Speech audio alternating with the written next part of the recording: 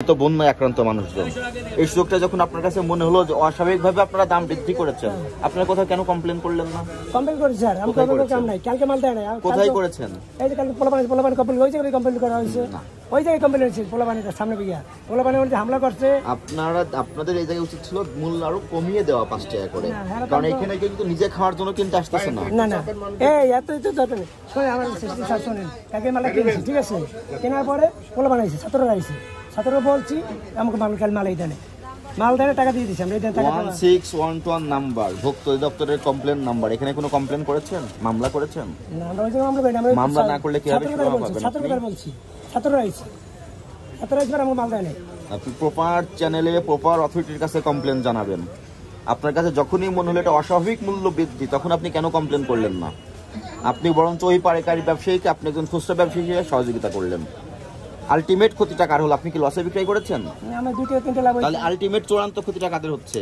যারা ভোক্তা কিনতেছে তারা 30 থেকে 35 টাকা বেশি মূল্যে কিনতেছে, আপনি কিন্তু বেশি মূল্যে নিয়ে এসে বেশি মূল্যে বিক্রয় করতেছেন। আপনার লাভের অংশটুকু ঠিকই আপনি নিচ্ছেন, কেন করলেন এটা? এটা আপনার ব্যক্তিগত অপিনিয়ন। আপনি যদি দোকান খোলেন আপনার পণ্য সরবরাহ করতে হবে, এটাও আইনগত ভাবে বলা আছে। আপনি যে দোকান খুলবেন কিন্তু কাস্টমারকে মাল দিবেন না, এটা আরেকটা অপরাধ।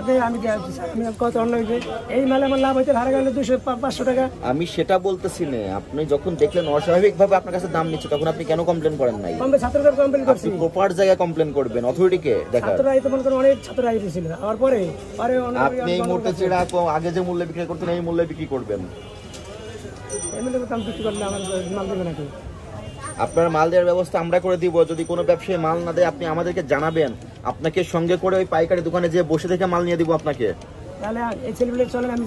আমরা যাচ্ছি এখন, আগে এখানে জরিমানা পরিশোধ করেন যে অপরাধটা করেছেন।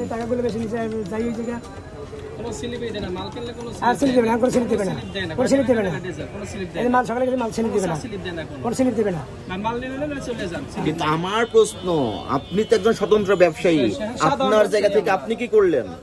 আপনি সাধারণ ব্যবসায়ী না, আপনি আর একজন মুনাফাখোর ব্যবসায়ীর পক্ষে দালালি করতে আসছেন। আপনি কেন কমপ্লেন দেন নাই? কেন এগুলো আমাদের এসে শোনা লাগে? আপনাদেরকে সবসময় উন্মুক্ত করে দেওয়া হচ্ছে। 1611 নম্বরে ফোন দিবেন। আগে আপনারা অনেক সময় চাঁদা দেওয়া লাগতো, এখন সেটা নাই।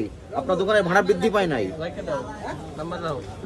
কোনো মাল দেয় না, এই যে কালকে কোনো মাল দেয় না, কোনো স্লিপ দেয় না, এরা চলে যান, কোনো স্লিপ দেয় না।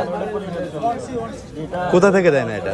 কারণ বাজার কৃষি মার্কেট কোনো স্লিপ দেয় না, কারণ এরা চলে যান, মাল বিক্রি করুন না, আমরা কোথায় স্লিপ নেই কোনো। আপনাদের এই কথাটা পুরোপুরি সঠিক না। আপনারা যেটা বলতেছেন এটা জাস্ট আপনারা একটা অজুহাত দাঁড় করাচ্ছেন। কারণ আপনাদের কথাটা সম্পূর্ণভাবে সঠিক না।